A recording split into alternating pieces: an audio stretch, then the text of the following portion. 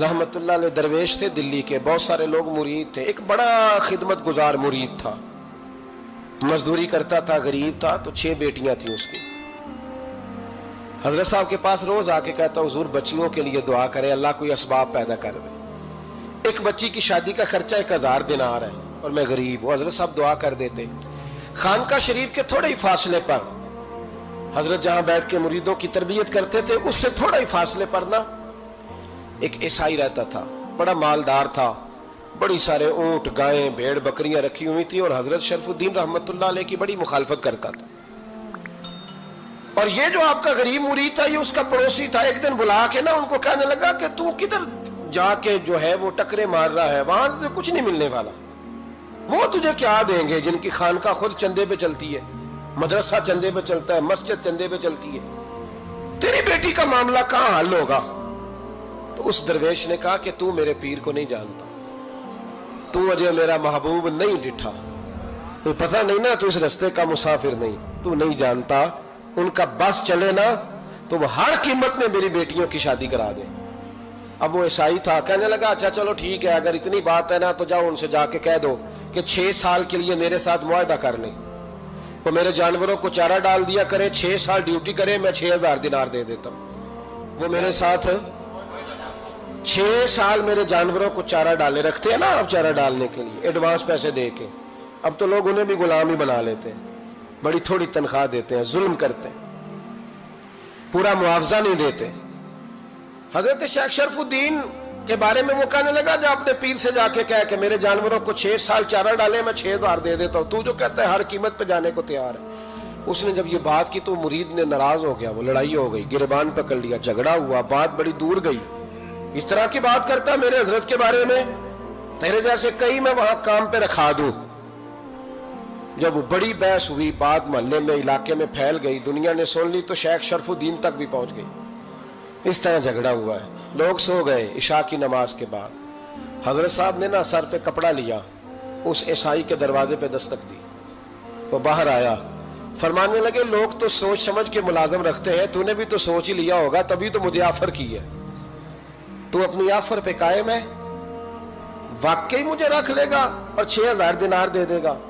کہنے لگا جا بابا کام کر اپنا۔ فرمایا نہیں، تو نے اتنے لوگوں میں بات کی، اتنی بحث ہوئی، تو قائم ہے؟ کہنے لگا میں تو قائم ہوں، پر آپ نے نہیں قائم رہنا۔ فرمایا میں سوچ سمجھ کے آیا ہوں۔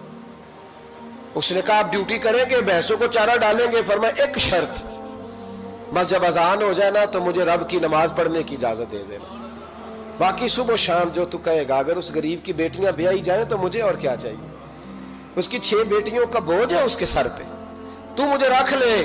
اللہ اکبر۔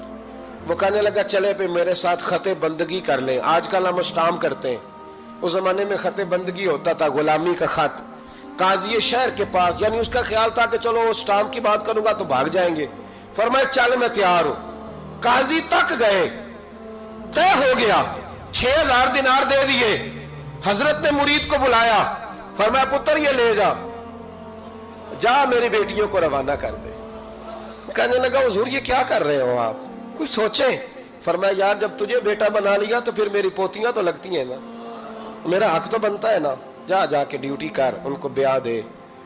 بات پھیل گئی، بادشاہ بھی عقیدت مند تھا، وہ 12000 دینار لے کے پہنچا۔ کیا بتاؤں ان رب کے بندوں کا دل کیسا ہوتا ہے، کیا درد ہوتا ہے، کیا رنگ۔ 12000 دینار لے کے بادشاہ آیا اور آ کے حضرت کو پیش کیے کہ حضور آپ دیں اس عیسائی کو ڈبل دیں اور جائیں کام کریں۔ آپ فرمانے لگے تو پیسے دے، شرطیں نہ لگا، میرا جہاں دل کرے گا میں خرچ کروں گا، مجھے تو مزہ ہی اب آنے لگا ہے، ابھی تو لطف آ رہا ہے، ابھی تو ذائقہ آیا ہے کچھ کرنے کا، پیسے دینے ہیں تو دے، پابندی نہ لگا، جہاں میرا دل کرے گا میں۔ اس نے کہا حضور ٹھیک ہے رکھ لیں۔ حضرت نے فجر مسجد میں پڑھی، جیب میں 12000 دینار تھے، اعلان فرمایا بھی کسی اور کی بیٹی بھی بیٹھی ہے تو پیسے میرے پاس ہیں۔ وہ 12000 دینار بھی بانٹ دیا، اور 12000 دینار بانٹ کے نا تو پھر چلے گئے کھیت میں چارہ کاٹنے۔ اس عیسائی کو کسی نے بتلایا کہ ان کے پاس تو 12000 آیا ہے، پر تجھ سے جان نہیں چھڑائی انہوں نے، کہ وعدہ یہ ہوا تھا کہ 6 دیں گے تو جائیں گے، جب تک دیں گے نہیں تیرے گھر میں کام کریں گے۔ وہ نا چارہ کاٹ رہے تھے، حضرت صاحب تو وہاں پہنچ گیا، دور جا کے کھڑا ہو گیا، کہنے لگا بابا پہلے تو میں نے مسلمانوں کے اخلاق سنے تھے، اب تو میں نے دیکھ بھی لیے، پر یہ بتا جب 12,000 آیا تھا جان کیوں نہیں چھڑائی؟ تو حضرت چارہ کاٹتے کاٹتے رو پڑے، فرمانے لگے تو نہیں نہ جانتا یہ بیٹیاں سانجی ہوتی ہیں، پتہ نہیں نا؟ میرے رسول پاک نے تو حاتم تائی کی بیٹی کے سر پہ کپڑا رکھ کے کہا تھا بیٹیاں برابر ہوتی ہیں، تو یہ نہیں پتا جب اس کی 6 بیٹیوں کی شادی ہوئی ہے میرے اندر روحانیت کتنی بڑی ہے۔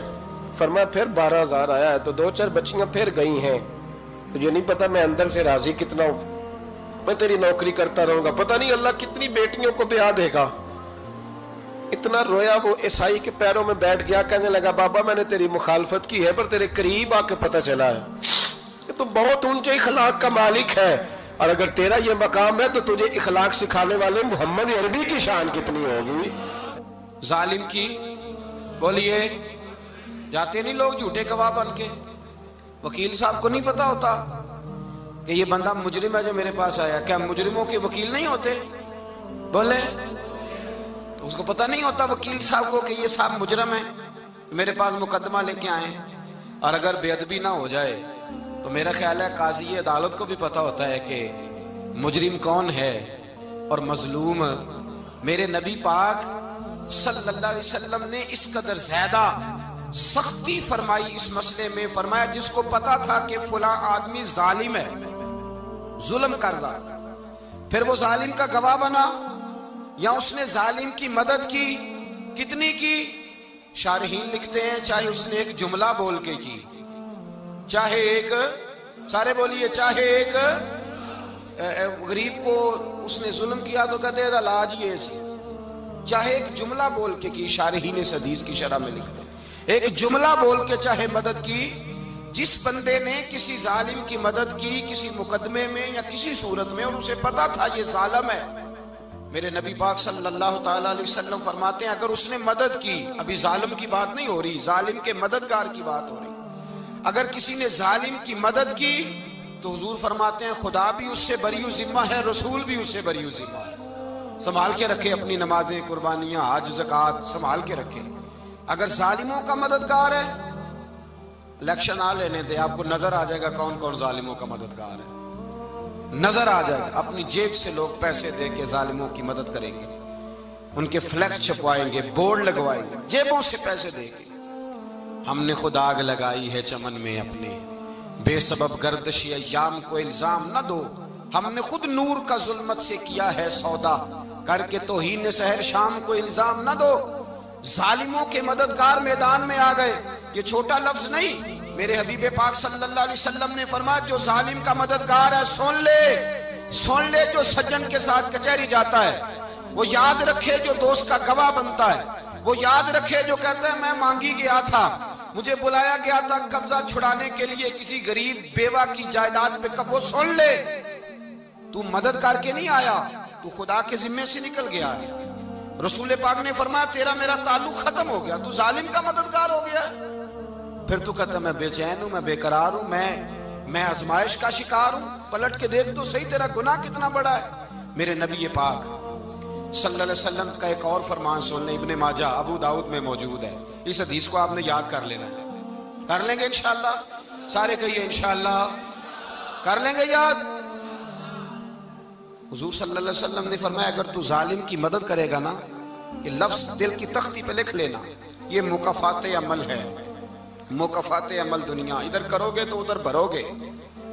فرمایا اگر تو کسی ظالم کی مدد کرے گا، سن لے حضور کا فرمان ہے، اگر تو ابن ماجہ ابو داؤد سیاہ میں موجود ہے، فرمایا اگر تو کسی ظالم کی مدد کرے گا تو رب تعالیٰ مرنے سے پہلے پہلے تیرے اوپر بھی ظالم کو مسلط کر دے گا، تیرے اوپر بھی ایک دفعہ ظلم ضرور ہوگا اگر تو ظالم کی، وہ کسی صورت میں بھی ہو سکتا ہے، کسی صورت میں بھی تیرا بیٹا ہی اٹھ کے ظلم کر دے گا، تو الجھ جائے گا، کسی نہ کسی جگہ تیرے لیے تباہی کا سامان ہوگا، تیرے اوپر ظلم ہوگا، اس لیے کہ تو ظالموں کا مددگار ہے۔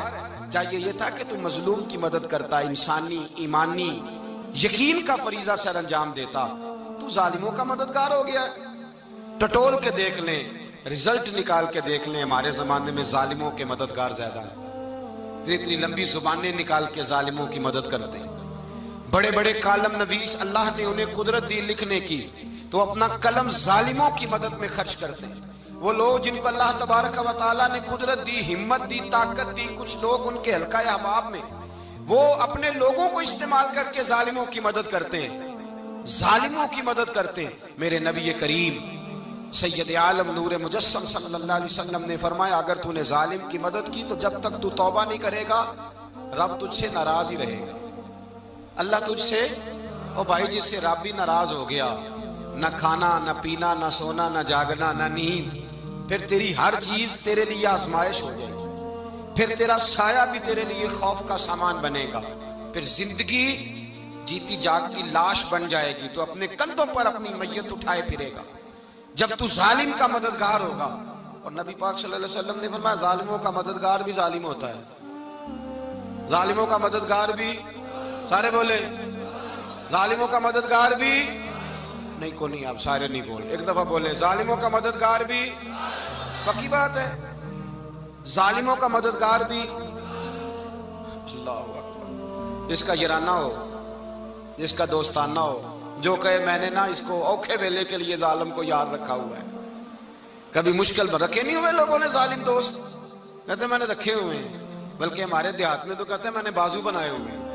کس کو بازو بنا لیا؟ ظالم بھی کبھی بازو ہوتا ہے، جو ظلم کی تلوار لیے میدان میں کھڑا ہے۔